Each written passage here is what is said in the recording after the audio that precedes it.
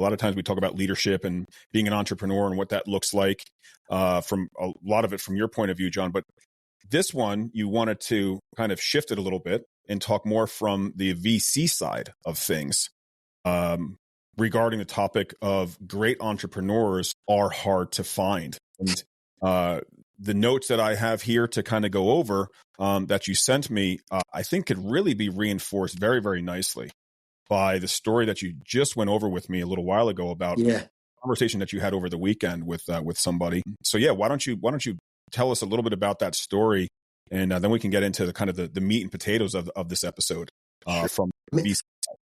Yeah, it's just like life. You learn stuff every day about things, and the concept around this episode is really, as a VC, what do I look at when I look at an entrepreneur, and how do I feel all the time? And one of the things I realize as an entrepreneur, or as anything you're trying to get better at, entrepreneur, leader, self-discipline, when you're doing all these things, you have to look at it as you're never really complete. And I don't care. I'm 61 years old, and I'm still learning every day how to be better. And we always talk about that little, if you could take that little chunk every day and use that, one added thing every day, right? And so this is kind of off the beaten path, but really does make you think about life and think about that we aren't ever complete.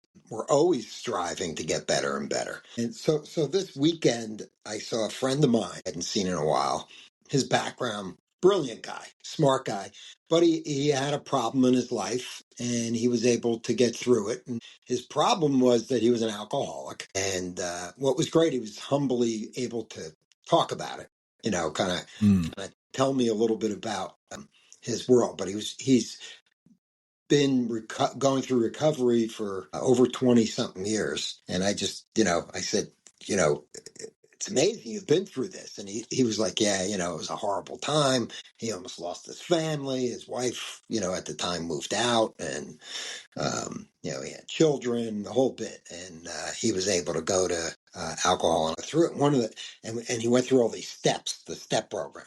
So I thought about it, and he explained to me.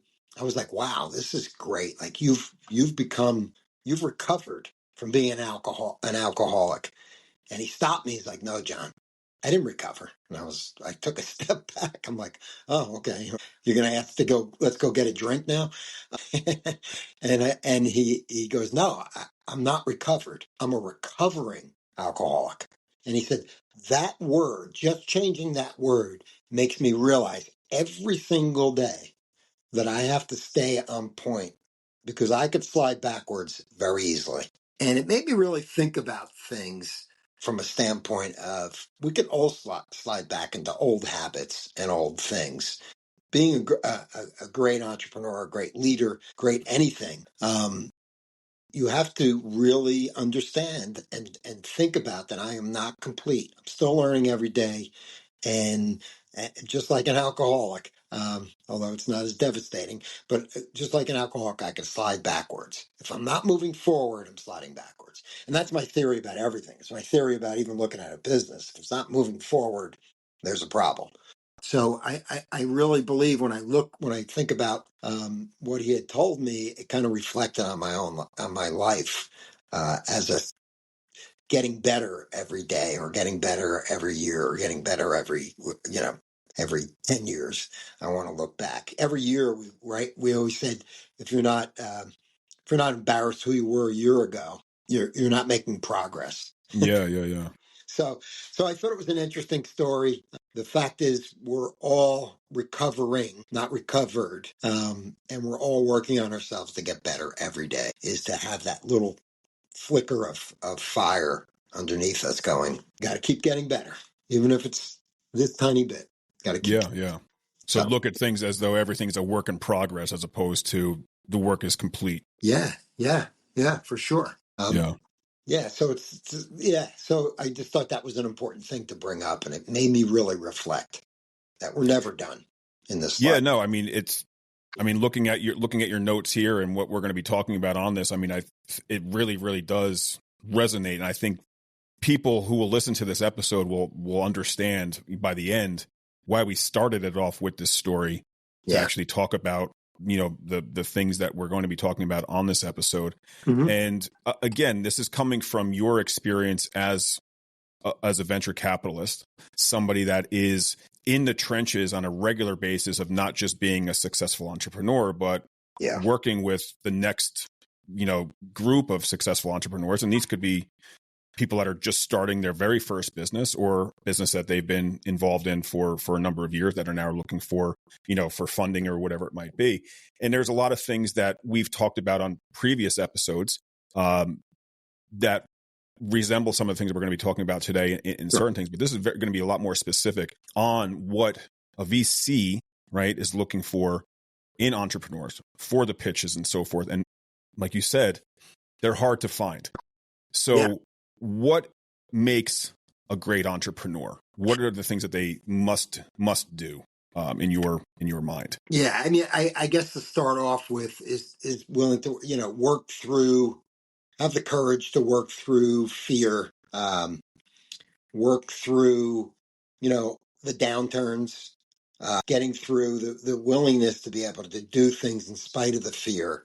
Sometimes being terrified is a good start for a good entrepreneur. And when I'm listening to a pitch, and I just did one this morning, talking to an entrepreneur, those were the questions I asked, because I think it's so important to understand where they're coming from. The business questions are all great, right?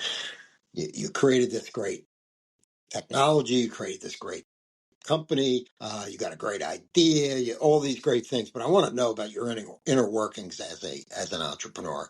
And a lot of VCs are looking at that. And so there's some interesting questions. I'll go through some of the questions I asked. This guy I spoke to this morning was really stumped by some of my questions, which was kind of interesting. And do you look to do that?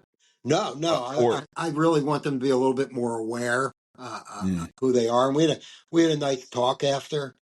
He was young. He's young. I think he wasn't expecting the questions I was going to ask, and they weren't business questions. He was great with the business questions, but as soon as I started getting into the personal questions, there was where's this coming from in his eyes. So anyway, I think also being a great entrepreneur, obviously you need to be a consistent learner. We just talked about that, right? Getting better. We're not complete. It's never ending. Being a great leader is never ending. We talked about Stockdale in the prison camps, and how he talked to his troops every day. And I think you said, there was he probably built such a base around his theory that we're going to get out of this prison camp in Vietnam and all this stuff, that his team was able to pick up when he wasn't always feeling great to do it. Right? You said that in the last episode, which was kind of interesting. And I agree. So being a constant learner is key. Going back to my Road Less Traveled book, A Dedication to the Truth. Again, the Stoic scenario, the truth of the present situation, kind of knowing deep within you that nothing can bring it down. But let's be honest, there's things going on, right? Things aren't easy when you're starting a business. And if they are easy, you're one of the lucky ones, for sure.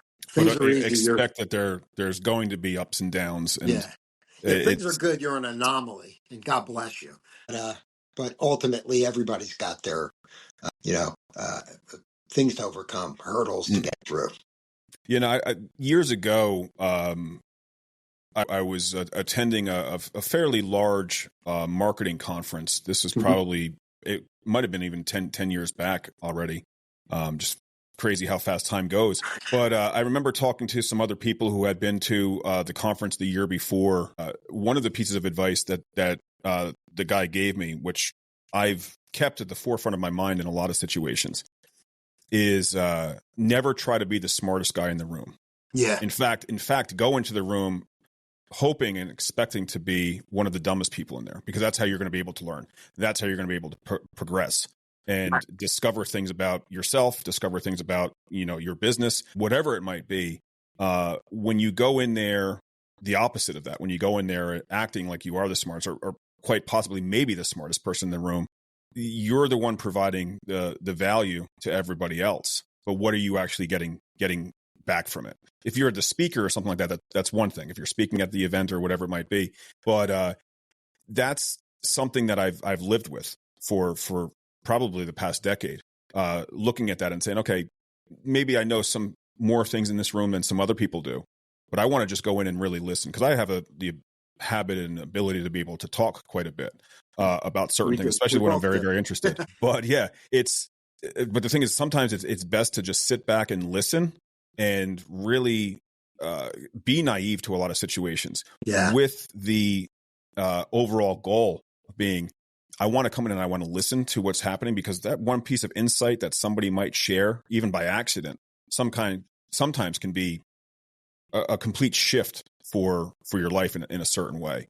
And I think the only way that, again, you can progress and move forward and learn and discover things is really to go in there and understand. You don't need to be the smartest. You don't need to be the best. We've talked about revolutionary ideas, and don't try to revolutionize something, but try to evolve things. Again, that comes from listening to customers, listening to what people are saying back and forth. That's great. When you're thinking about that, though, that can create some fear, that can create some insecurities. You going into a place and saying, okay, I want to act like I'm not the smartest person in the room and all that kind of stuff. We've talked a lot about self-awareness on other episodes before. What's your point of view on that, about going into a thing like that, especially as a VC, going in and saying, you know what, they're coming to me to approach me with this stuff. Yeah. But I want to, do you sometimes look at it from that point? Like, you know what, I want them to talk and I want to learn more about them and act as though I don't have all of this experience or whatever it might be. Is there some kind of a mental capacity to put yourself in? For me, it's not even an act. Sometimes I am not the smartest in the room, and that's okay. Hey, I never claimed to be the smartest in the room, right? But you're absolutely right, Craig. I mean, it's that.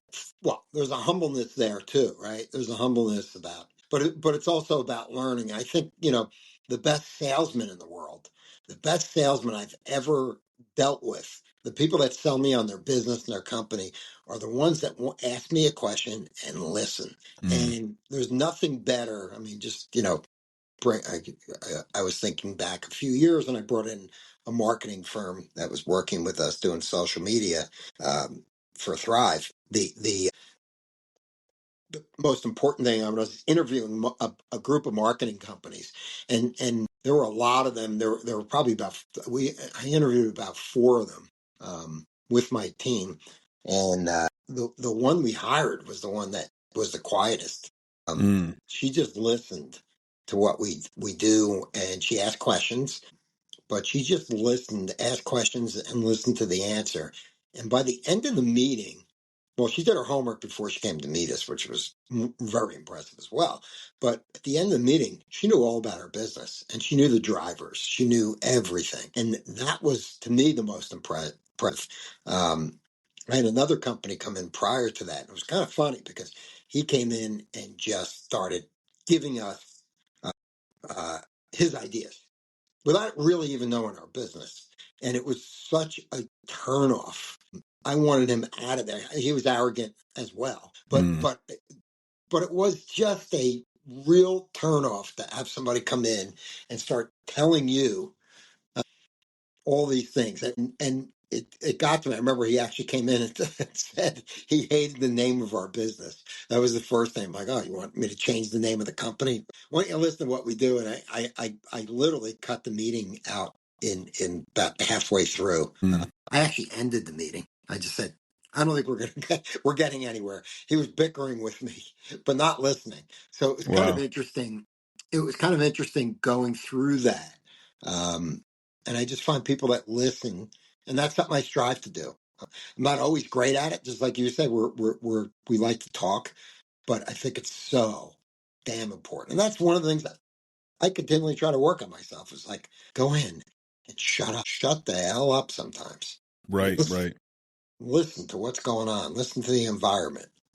I'm going to be speaking this week at a large college to their business school, and I'm going to be sitting in on some classes prior to, because I want to get a feel for what they're doing. And, and I don't have my speech completely done. I want to talk about certain things, but I want it to relate to where they are. I don't want to just blurt out my propaganda and go on. So I agree with you. I think it's, using your ears are sometimes better than your mouth. And probably should be like should be like 100% listening and 50% talking. Because the thing is that you can be in a regular conversation, just like the one that you had over the weekend with the recovering Yeah, alcoholic, and realize, okay, this has nothing to do with being a VC. It has nothing to do with being an entrepreneur, but it has everything to do with being a VC, and it has everything to do with being an entrepreneur. So you glean these pieces of information that people share with you that you would have never been able to access from another person yeah, unless you're able to actually listen. I yeah. think that's another reason why story, when people tell a story, sometimes it resonates with people so much more. Because even if they were never there, never able to experience it, there's something that they can relate to Right. in some way. Even if it's not at the same type of grand level, it could be minimal, to what a person has experienced in their life. But there's some semblance of, oh, I can kind of put myself into your shoes, or maybe have Yeah. experienced something similar to that. You learn lessons from that. Again, it's wisdom, right? That you Yeah, yeah, gain. no, yeah, and you're so right. I mean, there are, and we all take different messages from things. Like the other day, I was listening to a song, and it had literally nothing to do with my father or anything. But I thought of my father, and I thought about this, my relationship with my father, and so all these things went down this. I went down this like different path of what that song was about, but what it meant to me, and my conversation with I was going to say with the alcoholic. No, the conversation with my friend was really a conversation, that got me to think. And conversations should get you to think about where you relate things. And I'm not talking about when I said, I'm a recovering. When he said I'm a recovering alcoholic, not a recovered, it made me think. I brought this into the business world and entrepreneurial world, but it's also part of life, right? I'm not a complete person unless I keep working on myself as a person and I get better. I want a higher. I want a higher level of spirituality. I want a higher level of living in this world. I'm never going to get. I'm never going to be. Uh, you know, feel satisfied that I've learned it all at 61 and I'm done. Uh, Mm. so I'm not ready to close the book on my life. Hopefully, I got a lot more years to do that. But if I die tomorrow, I think I'll have pretty good wisdom that I've been able to glean, as you mentioned, through the process. So Mm. absolutely. Regarding the idea of progressing and being a work in progress constantly, because I agree with that, and I hope for the most part that anyone listening to this, if they don't, they start to, and if they do, then they continue. Hmm. Do you think that is uh, the is that a psychological thing of feeling that you deserve more, that you want to actually Yeah, right. I talked about those constantly three progress? feelings, right? The three feelings to have when you're an entrepreneur and you want to move something forward. And again, we can relate this to business, but these are the feelings. And again, as a VC, I want to see this when I question an entrepreneur. I want to know that he is, he's got this one part of him or she has this one part of them that feels they deserve more. You almost feel like you're struggling a little bit. I need to get more. And then that second feeling is, all right, I deserve more. I'm gonna shoot high. And then the second feeling is, you know, I'm a little bit insecure. A tiger's biting me by the ass, and I'm moving forward. I'm afraid to move forward. Remember the Castaway? Tom Hanks got on the raft and he got out into the middle of the ocean and finally couldn't see land anymore. That was the Mm. insecurity, the paranoia. Should I go back? Right? Should I bring my little volleyball Wilson back with me and stay on the island with Wilson? Or I just made this life altering thing. I'm going to be floating on a raft. I'm probably going to die. Right? Mm. And before I get rescued, he ends up getting rescued. I hope I'm not spoiling the movie, but the movie's like 20 years old right now, so I don't think I'm spoiling it. If you haven't watched it, go watch it. Yeah, yeah. So It's a the small part of insecurity, the so you movie. get the feeling you deserve it, right? You get the feeling you deserve it. You get the insecurity, which we talked about. Then the focus, which I call impulse control. You're moving forward in spite of these feelings. You're knocking it down. You're the bowling ball. Nothing's stopping you. You're moving forward. That's the impulse control, right? So those are the areas that I will questions. I ask a question of an entrepreneur. I also want to know how they kind of deal with issues. So those questions will come up sometimes as well. Like, are you looking for specific type of issues that they've dealt? I mean, obviously not saying, oh, I'm a recovering alcoholic, or I had a drug problem at one point. Yeah. But are there certain things that you are hoping that they may have dealt with, or maybe are currently dealing with, that you can say, okay, this is a good thing. This is Yeah. maybe not a good thing for that person at the time, which is a good thing that they're experiencing this issue that they're going through. How have they managed to get through it? Are there certain things that you look for in that type of way, or Yeah. just how they I've deal with learned. issues in general? No, yeah, no, I judge people by, I guess, I don't know who ever said this quote, but I'm not sure who said it, unless I'm just saying now, but I'm sure it's been said before. You are what you overcome. That's who you are, right? Mm. So you are whatever you've overcome in your life. And, you want to make sure that people are mentally healthy. So the questions are asked, is this person a narcissist? I want to know if this CEO is a narcissist. And again, I told you we do some testing on that on the CEO. But one of the things is, to be mentally healthy. I guess to be mentally healthy isn't really the absence of a crisis in your life. What really characterizes being mentally healthy is dealing with crises, getting through them. And more importantly, the better you get, you deal with the crises earlier, right? Mm. You head them off. I always call it upstream. And when, with Thrive, the mental health services we offered to school districts was we always wanted to, and this was my theory when we created the business, was the goal was to get upstream and solve problems before they happen, and a mentally health and doing that, as we put therapists in school districts working with students, helping the schools catch these early problems that kids have, which really changes their life dramatically. Mm. Go upstream and bring that and end that situation where the problem doesn't exist. So I want to know not only what you solved, but I'd like to understand a little bit about an entrepreneur, how they've gone upstream to solve problems. What have they learned? As you learn, in the beginning, problems hit you, and in my life, it was avoidance, right? I've told you that, right? Early on, it was avoidance, avoid pain, avoid dealing with things head on, avoid everything. It's great to avoid things. But you make things more complicated. Because Sure. the more you avoid, they keep coming at it. It's like a video game, right? You avoid something, and then you get eaten up, whatever the video game is. Right. But Right. but ultimately, you want to see them evolved, right? So you want to see, how did you solve this problem? Those are things that are so important.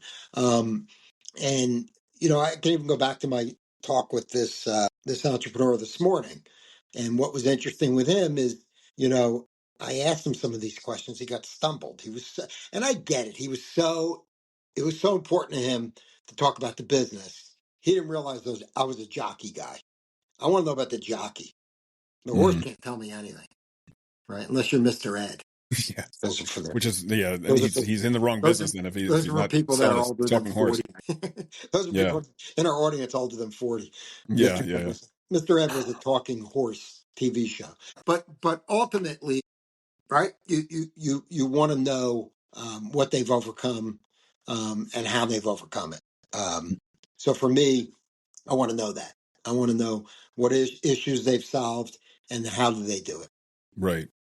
Right. I want to take a step back real quick and talk a little bit about more the catching problems upstream. So as you were talking about that, I wrote down this note because the story that happened to me 2 summers ago. So almost now it's been a couple of years now. My wife, Nikki, is a teacher, right? She has off during the summertime, and my schedule was all over the place. So she wanted to create a bit of a structure for the things that I was doing and all that kind of stuff, which I know that's a thing that I deal with is I'm very chaotic and unorganized in a lot of ways, where she's the complete opposite. So she holds that balance together. But we sat down early one morning before the girls were awake, and she said, we really should, work on a schedule. Like, let's figure something out. And she asked me a question, and I went off on a tangent, not angry or anything like that, but just answering whatever the question was. And after I started talking, I'm sitting there thinking to myself, man, what the hell did she just even ask me? I really went off, and I've been there. I know it, Craig. I'm with it's with me, I'm sure with you and with myself. I've been there. Yeah. The saddest part about that conversation was when I realized it, when I kind of became aware of the fact that I really didn't know what the direction I was going. I looked over at Nikki, and she was almost emotional, like to the point where like her face was flushed. Like, she looked like she was holding back tears. Well, that she looked at me. She goes, Craig, this is a major problem. This is the problem. You got to get this figured out.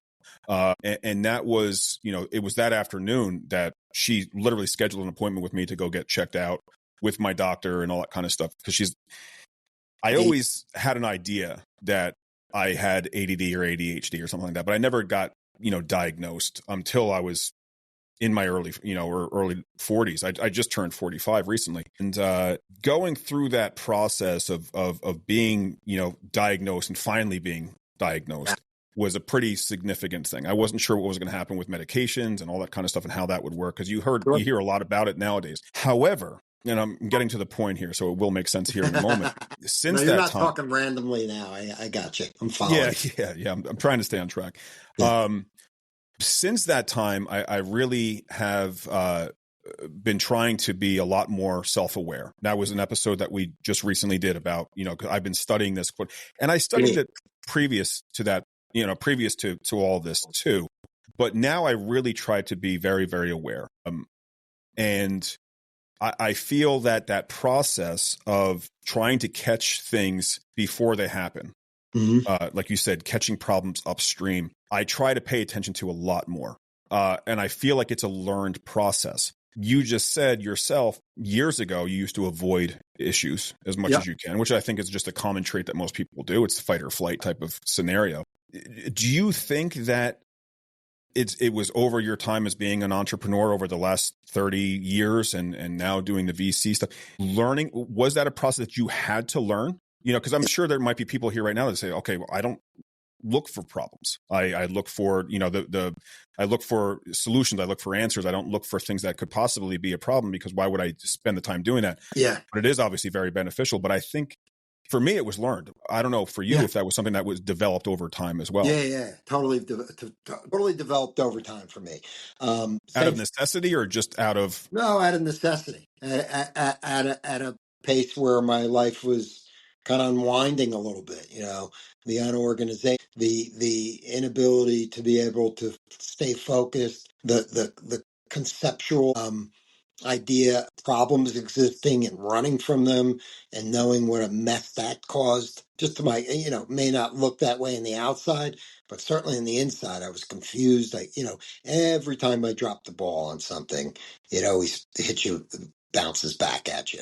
And, when I look at that with entrepreneurs, because they're people, and I'm looking at them as people and trying to get an idea of, where are they in life? It's okay to be, the ADHD thing is a blessing and a curse, right? Sure. You've got both going on, right? It's a blessing because you could be so creative. The curse is you have no attention to detail. You have no attention to things. Things slip away. And you start talking sometimes. You get caught up in your in what you're saying. You don't really understand the answer. I experience that with my wife. I mean, I still do sometimes, right? But for the most part, I'm better because I don't want to be so talkative sometimes. Recently I was out with my wife and my daughter, and the waiter at the restaurant was asking something, and I had something in my mind. I was going to ask the waiter. The waiter. The waiter was telling us the menu or something, and I jumped in, and I realized, like, whoa, I got to stop. I saw my daughter look at me like, Dad, I'm going to punch you in the nose because I interrupted. And so those are the things that it's cool to be aware of those things, but it's also cooler to not do them after you're Right. being aware. It's great to be aware that I'm doing it, but not do it after. So yeah, so that's again, all is that's a part of being. How do you become it's hard to find a great entrepreneur that could, and the great entrepreneurs go past those points. Mm. Exactly what you're doing. You're taking medication for your thing. You're so much more on point with things now in your life than you've ever been. I could tell. I've known you for a long time. Uh, Knew you when you were a kid in Yeah, I was in most my early 20s. 20s at that point. Yeah, Yeah, yeah. yeah, yeah. So I totally get it. But yeah, I mean, the other part of that, like today, the other part of not knowing yourself. So I asked again during his pitch, did a great job pitching the company. He did a horrible job explaining himself. I asked him about his weaknesses. So that was an interesting one. He could not give me his weaknesses. Now, Mm. maybe that was a pride thing. Maybe it blew his mind that he's asked to appear vulnerable to something. I will tell you, being vulnerable is probably the best thing anyone could do, but people don't do it. Mm. People don't do it. When an entrepreneur's pitching, I want an entrepreneur to go. So as he couldn't answer the question, he kept stumbling. What am I? And then he started telling me what he's good at. Literally, I was like, boy, you're going down the wrong path. And then I had to stop him and go, let me give you an example in business. I suck at operations. I suck at financials. I'm a really crappy speller. I've gotten a little better at math, but not a great math person. I can give you a laundry list of things that I suck at. I can Mm. give you a couple things I'm good at, and that's it. I told after the conversation, he's like, what? He asked me for feedback, and I just said the feedback is no, your weaknesses. Mm. Understand them. Talk about those hats that you're wearing that you want to get rid of. Right? Right, I mean, right. right? Every we're selling. Someone just mentioned them. They were listening to the podcast, and they were talking about. They said he had written to me this morning, a gentleman who listened to the podcast, and he wrote, I've heard one of my bosses said at one point in my life, hire your weaknesses. So hire the people that are your weakness. And I thought it was a brilliant way to describe it is, when you're bringing people in, hire people. So who are your next people that you're going to hire? What if we fund your company? What are the next group of people that you going to hire? Well, I need marketing. I need this. Are those things that you're not good at? Why don't you start covering that first? Why don't you start looking for things that you're not good at? So we always talked about getting you in that zone where you're doing everything that you're good at. Not everything you think you're good at, because that's all deception. Everyone agrees that you're good at this. Mm. And like I think I said this in the last episode, we did that test with my team and at Thrive, and there was one person that just couldn't deal with their weaknesses, and it was kind of interesting. I could tell it really that they saw these weaknesses that everybody knew was their weakness, but they didn't. Kind of interesting. Mm. So they didn't like the results of the test. No, no. But everybody else was able to confirm that yes, Yeah, yeah. knowing Some you. people were laughed like, "Oh my God, I really am bad at this," and that's cool. You don't know everything, but me, it was like to a point. It was like this guy's not detailed.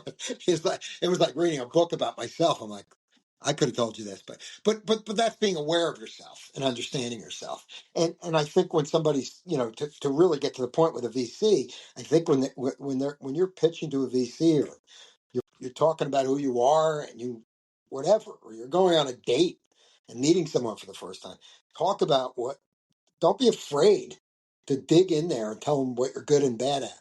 I think my relationship with my wife, to be honest with you, was I met my wife right at the time when I was reading A Road Less Traveled. Right, I was in my 30s, early 30, and when I met her, I think one of the unique parts was that we both were able to talk about our weaknesses and what we're not good at. Mm. And I think that formed a bond very early. And I felt like she was able to talk about it. I think she had to take a laundry list with me when I started telling her. Because as I read the road less traveled, I just started like devoting to everyone. I've been doing this for 30 years, telling everybody what I suck at, you know. Yeah, Um, yeah. yeah, I don't know if that's torture to myself or what my point is, but the Well, reality is that that's helped me a lot. that might be the reason that you do that could very well be similar to what your friend told you about, I'm not a recovered alcoholic, I'm recovering. So it's the constant reminder of I'm recovering. I still am going through the process, and reminding people of your weaknesses, Yeah, I think help you to reinforce the like you said, the few things that you're good at. And you're obviously good at more than just a few things, but yeah, it's those few things that a person's really good at that can make them excel. right. And if they try to what's the way that I'm trying to explain this? I think what happens, because I see it in my life as well. Again, trying to be more self-aware, I also try to pay attention to what other people do. Yeah, Which is, I think, a reason why people were able to understand that, oh wow, that is your weakness, where the other person was like, I can't believe this is the test that came up. Do you think that people do realize what they're weak at, and they try to compensate by trying to be better at that, but they'll never be as good at that as they are with the things that they are just naturally good yeah, at? yeah. I find with younger people still rounding out their world that there's really kind of two ways to compensate for your weakness, right? Number one, I think the younger people will say, I'm working on trying to strengthen some of my weaknesses, and sometimes they become strengths. So you don't throw the baby out with the bathwater all the time and say, just hire. So for most people, that's not the case. Trying to strengthen your weakness isn't the case. Although when you're the one guy running a business and you're that person alone, you got to be at least be competent at some of these things. So naturally, you're going to improve. You're going to be better at something. My math got better because when I started a business, I became pretty good at math, that was a weakness of mine. But I had to strengthen it because I had to look at numbers. I had to at least, I wasn't a great number guy, don't get me wrong, but I was able to get better at that. And that was younger. How you grow a business faster by compensating is, the better way for me is have key people that can handle those areas that you're not so good at, you know. And to me, that's the better direction to go. But again, um, in the beginning, you're cleaning the toilets, you're doing everything, so you got to be at least competent at those things. And Right, right. eventually, you can hire someone to clean the toilets in your office. But in the beginning, Sure. you got to do what you got to do, and I totally get it. So one last thing that I just want to talk about as we wrap up the episode, and I want to get your thoughts on this. A little bit different than what we've been talking about, but at the same time is very much on par with what we're talking about. The entrepreneur that you talked to this morning, who Mhm. was unaware of their weaknesses, or maybe aware, just felt strange and too vulnerable to answer them. Yes. One of the main reasons that we started this podcast, several months back, was that you had kind of contrarian beliefs than a lot of other people have. You've said it on other episodes as well, that a lot of times in the even in your VC company, because you're a co-founder of a VC firm and so forth, that some people look at the business more than the jockey, like you say. Obviously, I would have to assume that this entrepreneur that you talk to has or will be speaking to other VC firms for funding. Obviously, it's Mhm. not just I'm going to go out to the very first one and hope I get it. If I don't, then my Yeah. business is a complete failure. Is it very uncommon for someone to ask the questions that you ask? And is it more so that the people come in there saying, okay, all I have to do is, my business is so awesome that if I can sell them on the business, I'm going to walk out of here with funding. And then perhaps their business is a great idea, but then you start to ask questions about, okay, who's riding the horse here, and then it completely falls apart. Not that you look to knock them off their high horse, so to speak, but is that something that people that are either looking to start, looking for funding, should they really think to themselves, okay, I really would like to know what and I should be prepared to answer those questions, even if they never get asked. I should be prepared to answer all of these types of questions. Is there one other thing? I guess the main question here is there one other thing besides let me know your weaknesses that you would ask if you were only able to ask, a total of 4 questions, 2 being about the business and 2 being about the person themselves? Obviously, one, what's your weakness? Would there be another question that you feel would be important? Or Certainly want to know about the business. So I didn't want to ride over that fact that you want to know about the business. And he was so concerned with it. And he was talking to other other investors that were looking at the company. So he had some experience reaching out to investors and telling the story. I think, again, you cut that off in the beginning because I think there's a missing element whenever a company pitches, and that's not really knowing the entrepreneur that. And sometimes you only have a small amount of time, so you're asking business questions. You're not really asking a question about the entrepreneur. The entrepreneur should weave that into their program, talk about themselves, talk about compensating for weaknesses by having team members. That's also important. I like investing not only just the entrepreneur, but if he's already has the team, I want to know about the team. How do they complement themselves? How do they work together? I'm sure, as a founder of a company, we all want to utilize the strengths that we have and then have our co-founders or whoever else being part of that.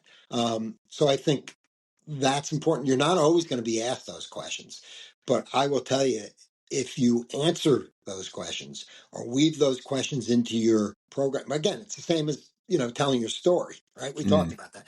And it's the same as telling your story. You want to weave all that in because you want the complete picture. They may not ask the question for the complete picture, but you can give them a complete picture, without droning on about everything. You could make a package, and I think you need to practice your pitch.